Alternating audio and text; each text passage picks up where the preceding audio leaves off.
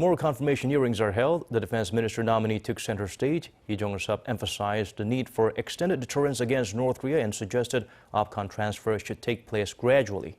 Kyung-eun brings the highlights from that session. Defense Minister nominee Lee Jong-sup, once he takes office, will be in charge of South Korea's national security at a time of increasing missile and nuclear threats from the north. The former three-star Army general, during his parliamentary hearing on Wednesday, emphasized strengthening the Seoul-Washington alliance as his top priority, President-elect Yoon's key security policy. At this stage, South Korea lacks the ability to counter the North's nuclear threats, so it is necessary to make the most of the U.S.'s extended deterrence strategy. But in the long term, the nominee says South Korea will need to strengthen its own capabilities. And Lee believes once they reach a certain level, South Korea can fully take back its wartime operational control, also echoing Yoon's take-it-slow approach on the matter. I believe the operational control needs to return at the earliest, and to make that happen, South Korea will need to ramp up its efforts to meet the requirements. In a previous statement submitted to Parliament, Lee said one of those requirements is Seoul's ability to counter North's threats at an early stage.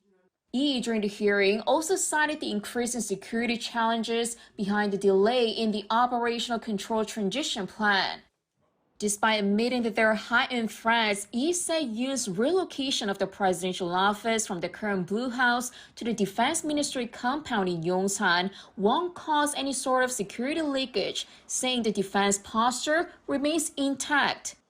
Also, while enhancing the nation's deterrence, Lee ruled out the possibility of terminating the inter-Korean September 19th military agreement that halts all hostile activity that could lead to military tensions.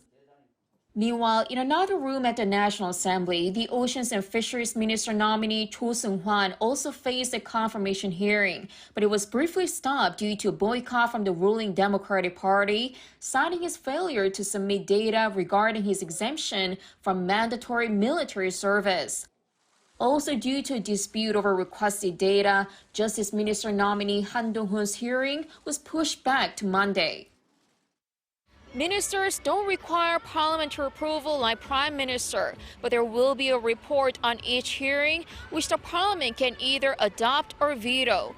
The nominees can still be appointed even if their hearing reports are rejected. Kyung-eun, Arirang News.